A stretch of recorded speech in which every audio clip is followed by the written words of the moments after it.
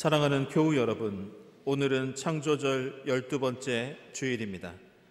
만군의 주님께서 말씀하신다. 나는 시작이요 마감이다.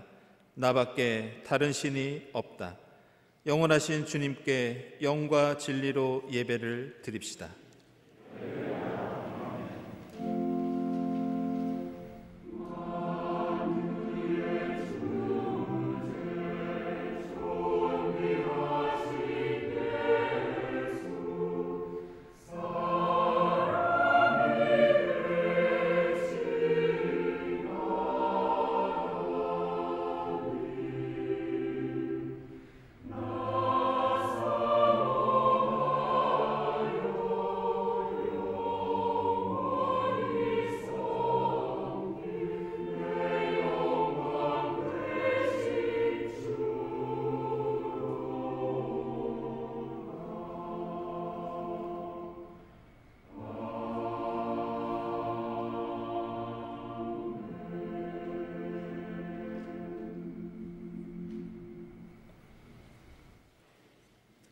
하나님은 우리의 피난처이시며 우리의 힘이시며 어려운 고비마다 우리 곁에 계시는 구원자이시니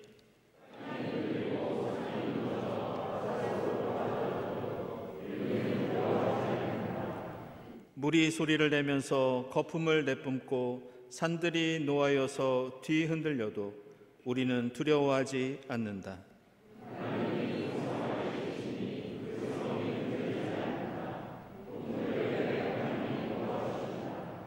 만군의 주님이 우리와 함께 계신다.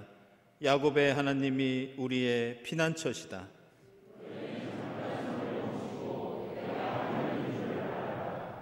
내가 문 나라로부터 높임을 받는다. 내가 이 땅에서 높임을 받는다.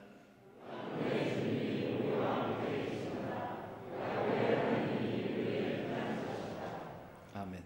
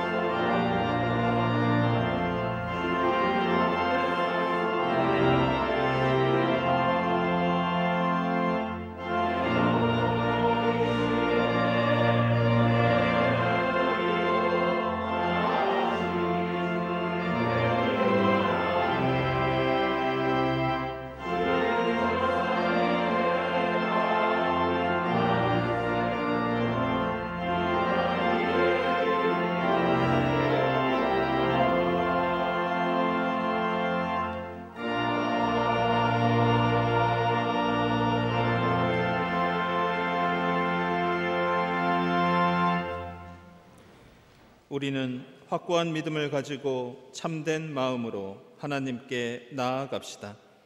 우리는 마음에다 예수의 피를 뿌려서 죄책감에서 벗어나고 맑은 물로 몸을 깨끗이 씻었습니다. 이 말씀에 의지하여 주님 앞에 우리 모든 죄를 고백하고 회개합시다.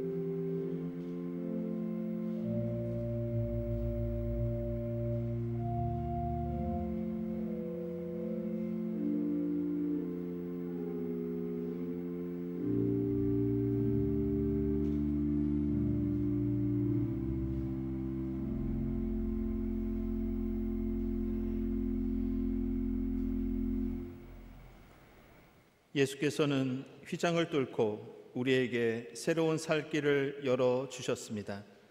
우리를 향하신 주님의 크신 사랑으로 우리 모든 죄가 용서받았음을 선언합니다. 아멘.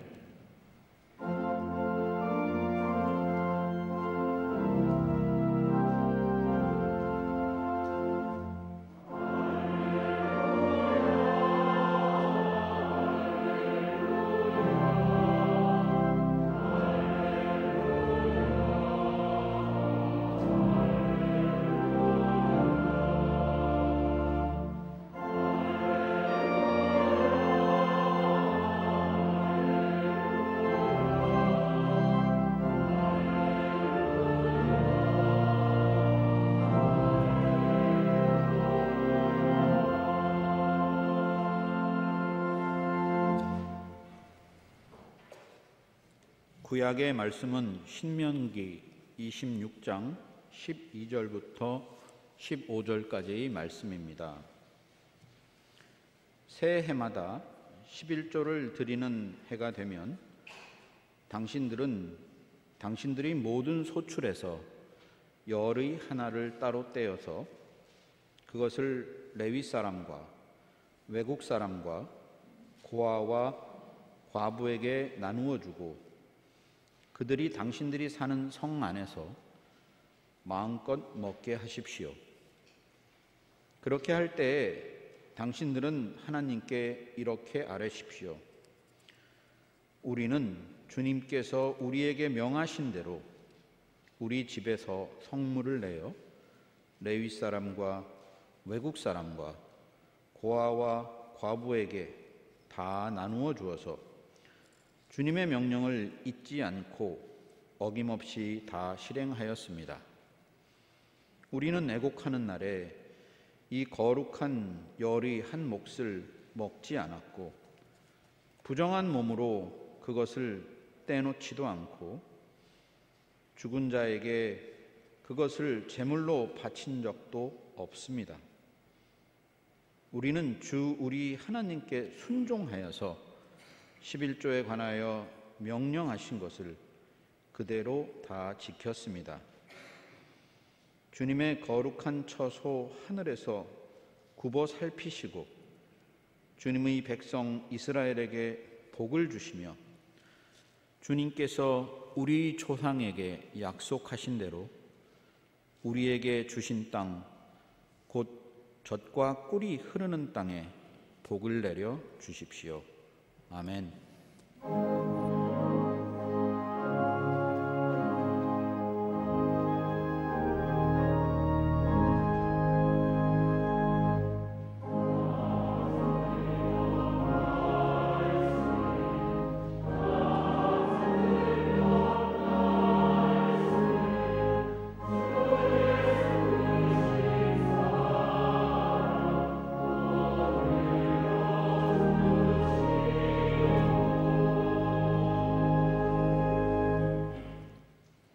서신의 말씀은 야고보서 2장 21절에서 26절까지 말씀입니다.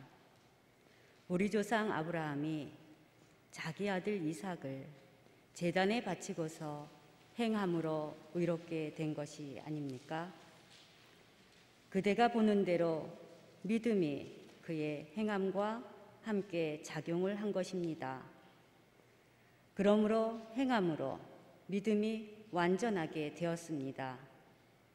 그래서 아브라함이 하나님을 믿으니 하나님께서 그것을 아브라함의 의로움으로 여기셨다고 한 성경 말씀이 이루어졌고, 또 사람들이 그를 하나님의 벗이라고 불렀습니다. 여러분이 아는 대로 사람은 행함으로 의롭게 되는 것이지 믿음으로만 되는 것이 아닙니다. 창녀 라합도 정탐꾼들을 접대하여 다른 길로 내보내서 행함으로 의롭게 된 것이 아닙니까? 영혼이 없는 몸이 죽은 것과 같이 행함이 없는 믿음은 죽은 것입니다. 아멘.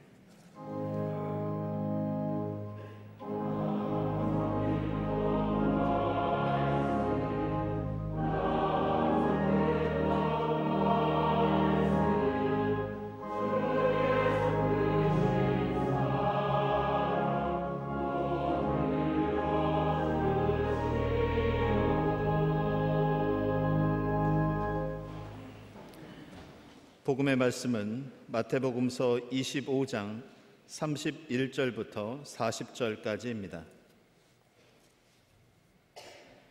인자가 모든 천사와 더불어 영광에 둘러싸여서 올 때 그는 자기의 영광의 보좌에 앉을 것이다. 그는 모든 민족을 그의 앞에 불러 모아 목자가 양과 염소를 가르듯이 그들을 갈라서 양은 그의 오른쪽에 염소는 그의 왼쪽에 세울 것이다. 그때 임금은 자기 오른쪽에 있는 사람들에게 말하기를, 내 아버지께 복을 받은 사람들아, 와서 창세 때로부터 너희를 위하여 준비한 이 나라를 차지하여라. 너희는 내가 줄일 때 내게 먹을 것을 주었고, 목마를 때 마실 것을 주었으며, 나그네로 있을 때 영접하였고, 헐벗을 때 입을 것을 주었고, 병들어 있을 때 돌보아 주었고, 감옥에 갇혀 있을 때 찾아 주었다 할 것이다. 그때 의인들은 그에게 대답하기를, 주님, 우리가 언제 주님께서 줄이신 것을 보고 잡수실 것을 드리고, 목마르신 것을 보고 마실 것을 드리고, 나그네 되신 것을 보고 영접하고, 헐 벗으신 것을 보고 입을 것을 드리고, 언제 병드시거나 감옥에 갇히신 것을 보고 찾아갔습니까? 하고 말할 것이다. 임금이 그들에게 말하기를, 내가 진정으로 너희에게 말한다. 너희가 여기 내 형제자매 가운데 지극히 보잘것없는 사람 하나에게 한 것이 곧 내게 한 것이다 할 것이다. 아멘.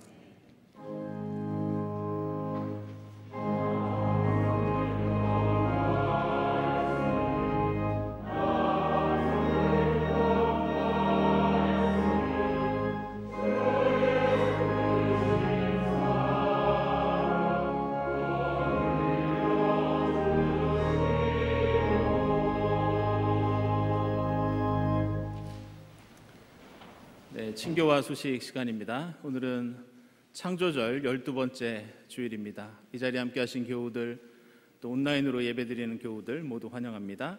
우리 주위에 계신 분들과 함께 평화 인사 나누겠습니다. 주님의 평화를 빕니다.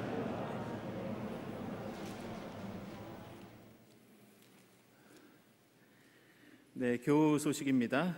우리 윤광배 집사님, 또 박선영, 또 피택 장로님, 장녀 되시는 윤가운 집사님과 신명재 교우의 혼인 예식이 돌아오는 토요일 교회에서 12시에 있겠습니다. 축하드립니다.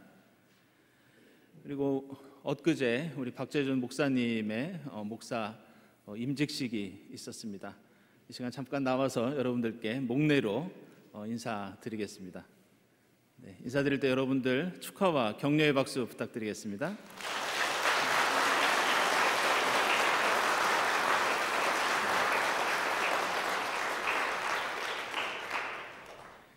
네, 심하섭 집사님, 또 황은주 집사님 따님 되시는 우리 심서윤 신우가 이번에 2022년 일본군 위안부 피해자 관련 청소년 작품 공모전에서 여성가족부 장관상을 받았습니다.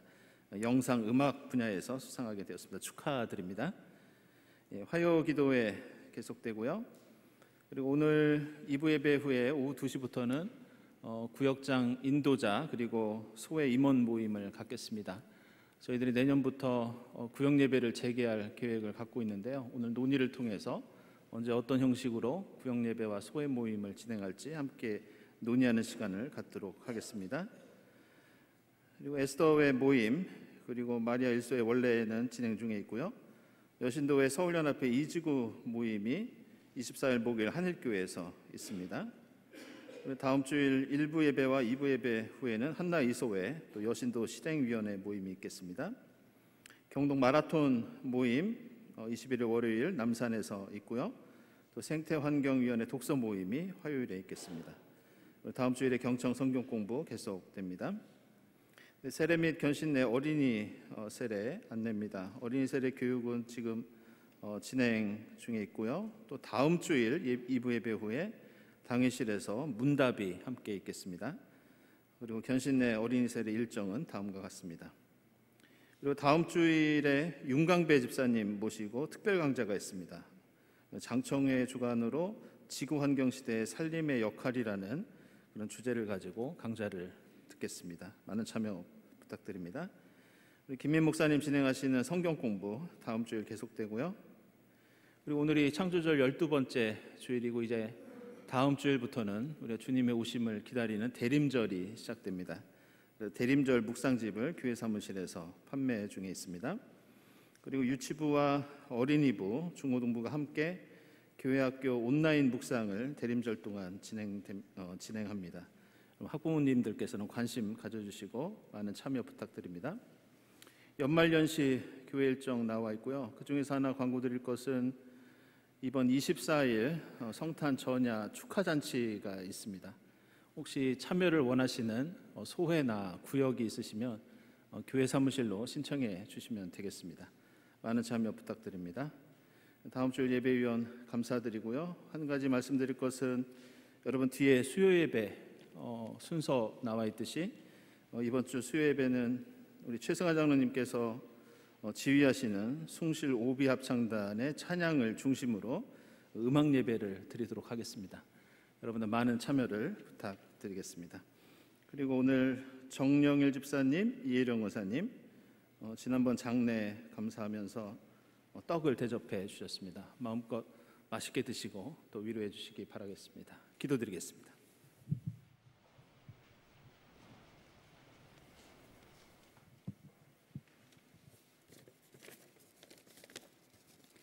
사랑과 은혜가 풍성하신 하나님 아버지, 창조적 12번째 주일 경동의 교우들이 온라인과 본당에서 함께 예배드리게 하시니 감사와 찬송과 영광을 돌립니다.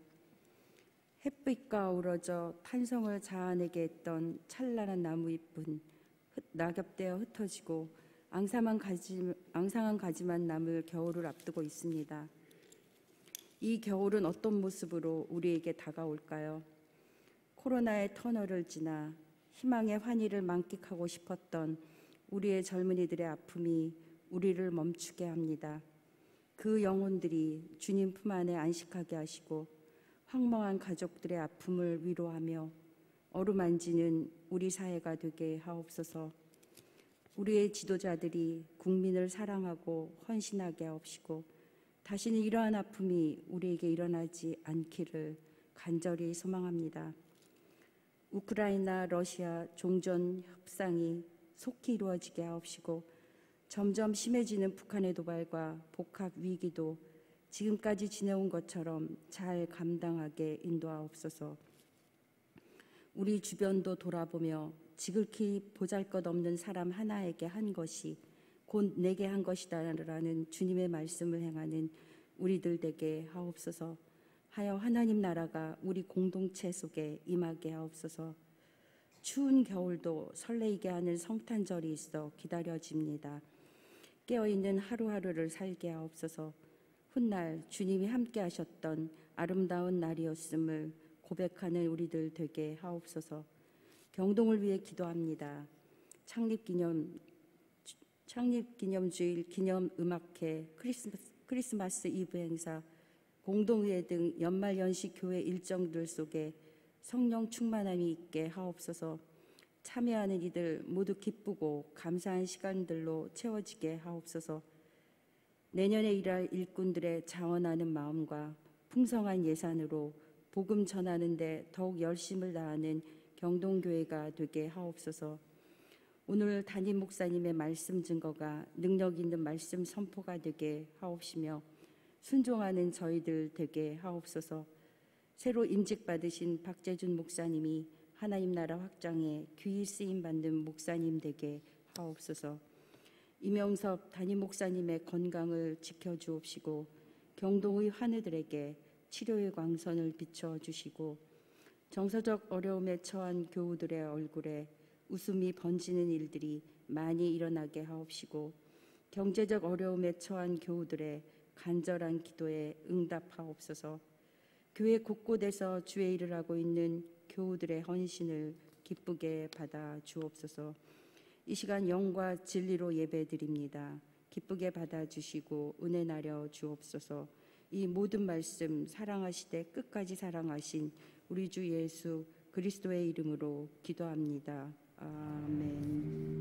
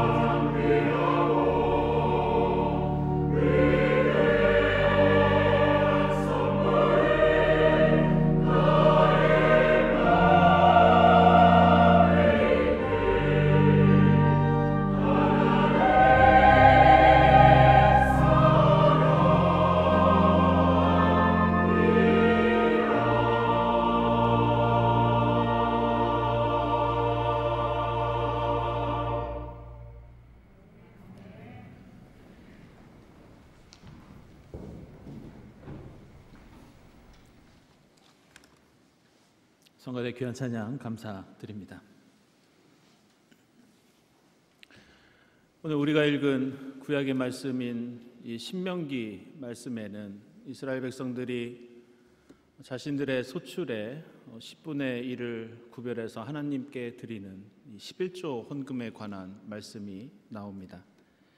아시는 것처럼 우리 경동교회는 오래전부터 11조를 반드시 지켜야 하는 신앙의 의무로 강조를 하고 있지는 않습니다. 대신 자발적으로 자신이 소득의 10분의 1을 주정헌금으로 나눠서 하나님께 드리는 그런 전통을 갖고 있습니다. 물론 개인적으로 11조를 드리겠다고 결단하시고 또 헌금을 하고 계신 분들도 계시고, 또 저는 그것이 바람직한 신앙의 고백과 헌신이라고 생각하고 있습니다. 게다가 사실 교회 재정의 측면에서 볼 때 이 11조를 강조하는 것이 이 주정헌금으로 나눠드리는 것보다는 이 많은 헌금을 더 모을 수 있고 교회 재정에도 큰 도움이 되는 것이 사실입니다. 그런데도 우리 교회가 11조를 의무로 여기거나 강조하지 않는 것은 이에 대한 이 11조와 헌금에 대한 신학적인 해석이 매우 논쟁이 많기 때문입니다. 이 11조와 관련하여 재미있는 표현 하나가 있는데, 그것은 보통 방향 감각을 잃고 어디를 향해 갈지 모를 때 사용하는 독일어 표현이 하나 있습니다. 링 반도룽이라는 표현입니다. 링은 원을 가리키고 반도룽은 걷는다는 뜻입니다. 제대로 앞으로 향해 걷지 못하고 어디를 향해서 가야 할지 모를 때, 특별히 학문적으로 논쟁이 많을 때 이런 표현을 씁니다. 신학적으로는 이 표현을 쓰는 그 논쟁이 바로 이 11조에 관한 해석과 논쟁입니다. 일각에서는 11조를 누구도 범해서는 안 되는 이 신앙생활의 대원칙으로 여깁니다. 그래서 이런 입장을 가진 교회에서 11조를 드리지 않는 것은 커다란 죄에 해당합니다. 그러나 11조는 과거 구약시대에 한정된 이스라엘만의 관습이며 이제 21세기를 사는 지금 우리에게는 유명무실한 것이라는 그런 주장도 있습니다. 더 나아가 지금의 한국교회가 자신의 배를 불리기 위해서 이 11조 헌금을 축복과 죄로 연결시키면서 많은 폐단과 악습을 불러왔다는 그런 비판도 있습니다. 물론 하나님을 사랑하고 이웃을 사랑하는데 우리가 드리는 헌금은 매우 중요하고 당연한 일입니다. 그러나 그 액수나 그 방식은 강요가 아니라 자발적인 신앙 고백에 의해서 이루어져야 합니다. 이것이 바로 우리 경동교회의 입장이고, 우리가 비록 재정이 넉넉하지는 않지만 우리가 11조를 특별히 의무로 강요하지 않는 이유이기도 합니다. 그런데 오늘 우리가 읽은 말씀들 속에는 이러한 헌금에 대한 논쟁을 넘어서 우리에게 매우 중요한 점 하나를 가르쳐주고 있습니다. 그것은 우리가 드리는 것이 11조든지 주정 헌금이든지 아니면 어떤 다른 종류의 헌금이든지 아무리 신학적인 논쟁이 제자리를 맴돌고 있어도 우리가 헌금을 드리는 이유와 목적만큼은 매우 뚜렷하고 확실하다는 것을 우리에게 가르쳐주고 있습니다. 그것은 헌금은 교회 안에만 머물러서는 안 되고, 오늘 우리가 읽은 말씀처럼 출인자를 먹이기 위해서, 목마른 자들에게 마실 것을 주기 위해서, 헐벗은 자들을 입히기 위해서 사용되어야 한다는 것, 바로 이것입니다. 그래서 오늘 마태복음서에서 예수께서는 지극히 보잘것없는 사람 하나에게 한 것이 곧 예수 자신에게 한 것이라고 말씀합니다. 다시 말해서 하나님에 대한 사랑, 그리고 이웃에 대한 사랑은 분리될 수 없고 분리되어서도 안 된다는 그런 말씀입니다. 심지어 마태복음서에서는 양과 염소로 상징화된 심판과 구원, 신명기에서는 우리가 이 땅에서 누리는 젖과 꿀이 흐르는 복된 삶, 이것이 이 헌금의 헌신과 목적과 이유, 이것에 따라서 결정된다고 말씀합니다.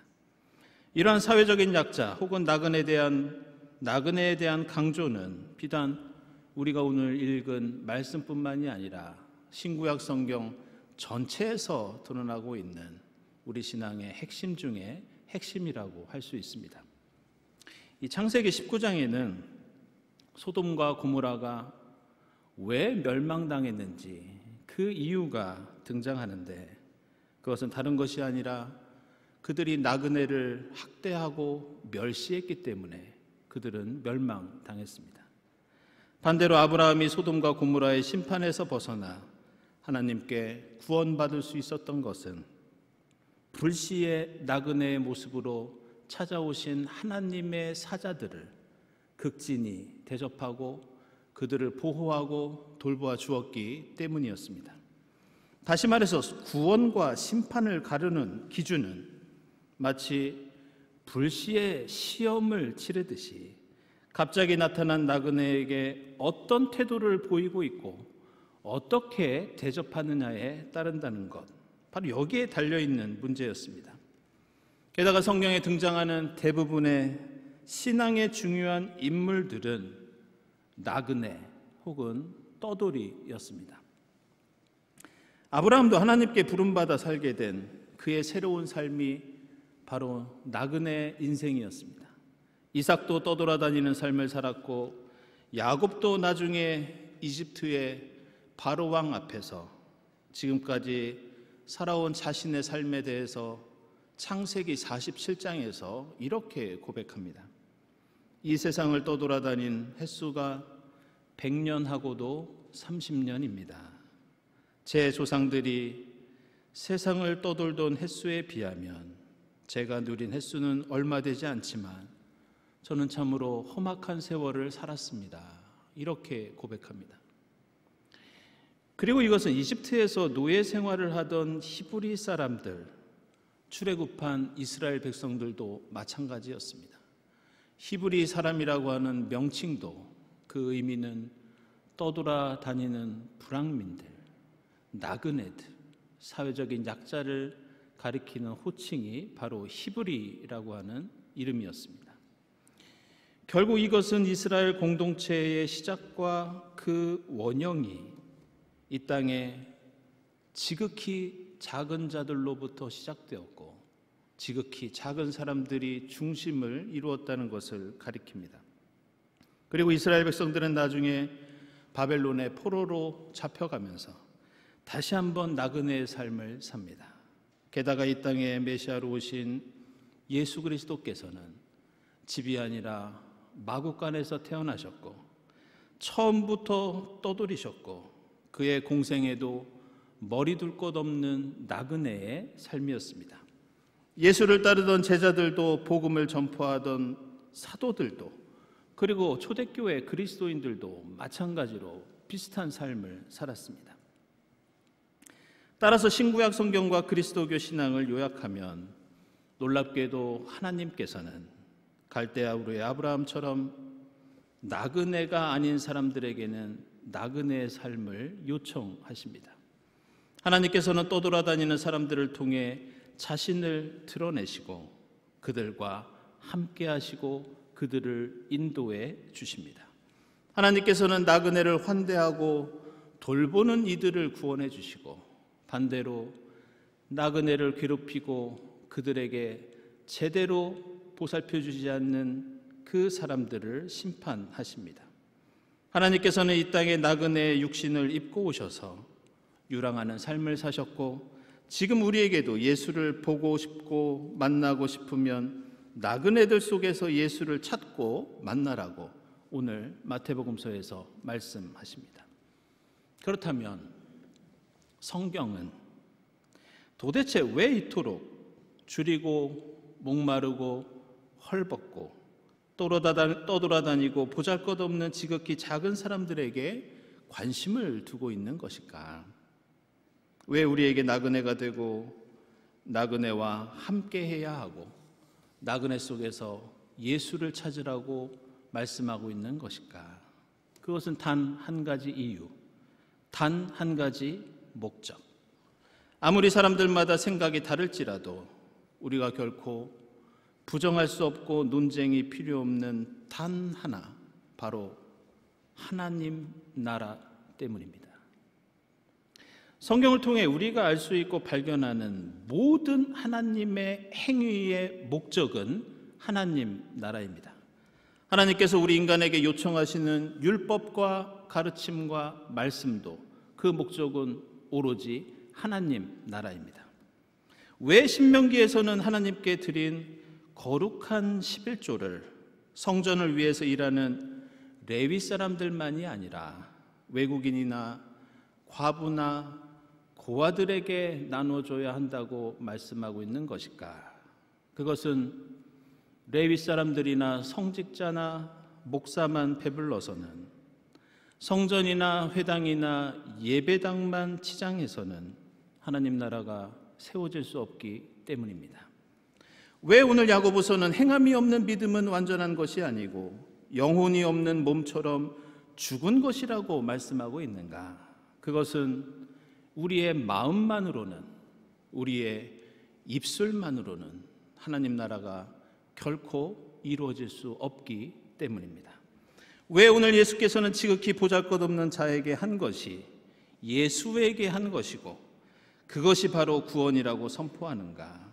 그것은 예배당에서 기도만 하고 찬송만 해서는 우리가 하나님 나라를 이룰 수 없기 때문입니다. 그래서 오늘 말씀은 우리의 하나님 나라를 위한 믿음과 소망과 사랑이 진짜가 되고 온전히 성취되기 위해서는 모든 것이 교회 안과 교회 바깥에서 함께 이루어져야 한다고 말씀합니다. 우리는 교회 안에서 사랑해야 하고 교회 바깥에서도 사랑해야 합니다. 우리는 교회 안에서 주님을 만나 믿고 경배해야 하고 교회 바깥에 계신 주님과 함께 우리도 나그네가 되어서 주님을 따라야 합니다. 우리의 하나님 나라의 소망도 교회 안에서 우리가 교우들과 함께 나누는 것이지만, 하지만 이것도 이 세상의 지극히 작은 이웃들과도 함께 나누고 함께 이루는 그런 소망이 되어야 합니다. 제가 공부하고 잠시 살았던 이 아일랜드 더블린에는 크라이스트 처치 대성당이라고 하는 그 성공의 교회가 있습니다. 이 교회는 지금부터 1000년 전에 이 11세기에 세워진 교회인데, 특이하게도 스칸디나비아 반도에서 아일랜드로 쳐들어온 이 바이킹들과 당시에 더블린에 있던 가톨릭 주교가 함께 세운 최초의 바이킹 교회가 이 크라이스트 처치입니다. 그 후로 캔터베리 대주교의 관할 아래에 있다가 종교개혁 이후로는 성공의 교회로 지금까지 전통을 이어오고 있습니다. 제가 이 교회를 소개하는 이유는 이 교회 예배당 바깥에 놓여 있는 어느 조각상 때문입니다. 이 기도회나 모임이 그곳에 있을 때 저는 그곳을 종종 방문했고, 저는 우연히 그 교회 앞마당에 놓여 있는 그 조각 작품을 볼 수 있었습니다. 그리고 지금까지 그 청동상이 제 기억 속에 남아있는 것은 그 작품이 아름다운 성경의 인물들을 조각한 것이나 성인들을 표현한 그런 작품이 아니라 바로 벤치에 누워있는 노숙자를 표현한 작품이기 때문입니다. 교회로 오가는 사람들마다 이 작품을 보면서 오늘 마태복음서에 나오는 줄이고 목마르고 헐벗은 나그네로 살아가는 이 시대의 작은 자들을 떠올리게 하는 그런 조각이라고 할 수 있습니다. 이 작품은 이 캐나다의 조각가 이 티모시 슈말츠라는 분이 제작한 것인데 그 모티브가 오늘 우리가 함께 읽은 마태복음서 25장 말씀입니다. 그래서 이 작품을 마태복음서 25장에 대한 시각적인 번역, Visual Translation 이렇게 부르기도 합니다. 처음에는 미국에 있는 어느 교회에 세워지기 시작해서 나중에는 전 세계 교회에 이 조각상의 이 복사판이 퍼져나가게 되었는데 이 로마 교황청에 있는 구호단체를 비롯해서 지금은 전 세계 100여 군데 교회에 이 조각상이 설치되어 있습니다. 저는 이 작품을 처음 보고 우리 교회에도 하나 있으면 좋겠다 이런 생각을 했는데 최근에는 우리나라 서소문에 있는 이 가톨릭 성지 역사 박물관에 이 조각상이 놓여 있습니다. 관심 있는 분들은 서울역 근처 서소문에 가셔서 이 작품을 그 가톨릭 역사 박물관에서 보실 수 있습니다. 그런데 제가 한 가지 더 말씀드릴 것은 제가 더블린에서 이 조각상을 처음 발견했을 때 사실 저는 엄청난 충격을 받았습니다. 그것은 단순히 교회 앞마당에 벤치에 누워있는 노숙자를 조각상으로 만들었기 때문에 받은 그런 충격만은 아니었습니다. 제가 처음 이 작품을 보았을 때 이 누워있는 노숙자 동상은 온몸에 담요를 뒤집어 쓰고 있는 그런 모습이었고 저는 이 작품을 자세히 보다가 우연히 담요 바깥으로 나와 있는 이 노숙자의 두 발을 볼 수 있었습니다. 그리고 그 두 발에는 바로 못자국이 있었고 이 노숙자는 바로 우리 주님이셨습니다. 교회 바깥의 벤치에 노숙자로 누워있는 예수, 교회 앞마당에 담요를 뒤집어 쓰고 줄이고 목마르고 헐벗은 나그네로 누워있는 그리스도, 이것이 바로 형상화된 오늘의 마태복음서 말씀입니다. 사랑하는 여러분, 오늘은 우리가 창조절 마지막 주일을 보내고 있고 이제 다음 주일이 되면 우리는 주님을 기다리는 대림절을 맞게 됩니다. 우리는 예전에 메시아로 오신 아기 예수를 기다렸고 지금은 앞으로 다시 오실 예수를 기다리고 있습니다. 하지만 어쩌면 예수는 이미 우리 곁에 와 계시고 우리가 예수를 기다리는 것이 아니라 예수가 우리를 기다리고 계신다고 오늘 마태복음서는 말씀합니다. 그 예수는 교회 안이 아니라 교회 바깥에서 가난하고 병들고 고통당하는 이웃들 속에서 우리를 노숙자의 모습으로 기다리고 있습니다. 예배당 안에서 멋지게 치장된 예수가 아니라 지극히 작은 자의 모습으로 우리를 기다리시는 그 예수를 찾고 만나고 함께 할 수 있기를 바랍니다. 이 작품이 설치된 미국의 어느 교회 목사님은 이 작품이 그 교회에 가져다 준 변화에 대해서 이런 말씀을 한 적이 있습니다. 이 작품은 우리 교회에게 진짜 믿음을 가져다 주었다. 우리도 이 진짜 믿음을 가지고 세상 속에서 그 주님과 함께 하나님 나라를 이루는 여러분이 될 수 있기를 바랍니다. 기도하겠습니다.